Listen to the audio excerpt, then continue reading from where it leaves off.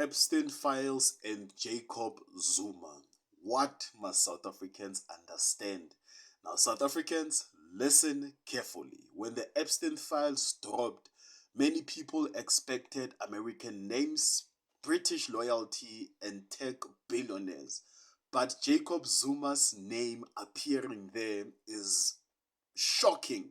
Now, in March 2010, while Jacob Zuma was on an official state visit to the United Kingdom to attend a private dinner at the Ritz Hotel in London, the dinner was arranged by himself, Jeffrey Epstein. And what makes this very suspicious is because Jeffrey Epstein's associate emailed a Russian model and invited her for dinner. And the reason why she received the invite was to add some real glamour to the occasion. Now, these are the questions that we need to ask ourselves as South Africans. Why is it that a convicted sex offender inviting a young foreign model to a private dinner with a sitting South African president by the name of Jacob Zuma? What was the lady's role? Not business, not diplomacy, not politics, just glamour. Now, this is not normal. But however, we have to be clear. No evidence exists that Jacob Zuma committed a crime at the dinner. No accusations of sexual misconduct, no money trail, no deals were signed, no illegal act proven.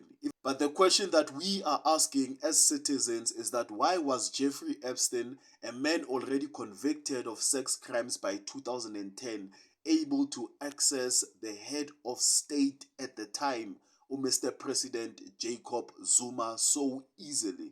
And it might seem that Jeffrey Epstein had a pattern. He would sit around powerful men in private settings, young women being invited. There was silence around the whole invitation thing. Now, this is documented behavior. So when Zuma's name appears in those files, people will ask questions, and those questions are fair. Zuma's foundation and allies say that this is a smear campaign. They confirm that the dinner happened, but deny any wrongdoings. And yes, guilt by association is not guilt, but leadership is also about judgment.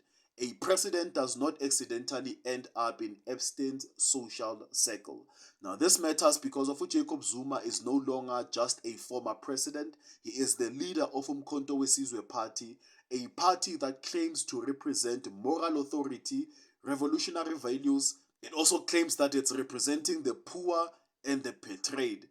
But how does Umkhonto weSizwe Party explain its leader dining with a man who built his power on exploiting young women? This doesn't destroy MKP, but it damages its credibility. And credibility matters in politics. Now, as we wrap up, these are things that you have to know, and these are things that are out there.